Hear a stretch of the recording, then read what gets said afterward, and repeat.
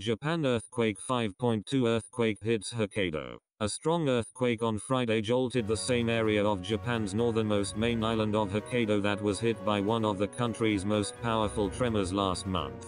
The quake, which struck at 8:58 am, 7:58 am Singapore time, had a preliminary magnitude of 5.3, and measured a weak 5 on Japan's quake intensity scale of 1 to 7, with 7 being the strongest. Japanese broadcaster NHK said, there was no danger of a tsunami from the quake, it said. According to local authorities, a woman in her 30s in Sapporo sustained slight injuries, but no other casualties or instances of damage were reported. NHK said, bullet train services were temporarily stopped, but has since resumed. The new Chitose airport near Sapporo is operating normally, NHK reported, citing the Transport Ministry. In a news conference on Friday morning, the Japan Meteorological Agency said there may be a higher risk of landslides or buildings collapsing in areas hit by the tremors. It also advised caution against seismic activity or rainfall that may follow the earthquake during cleanup or restoration works.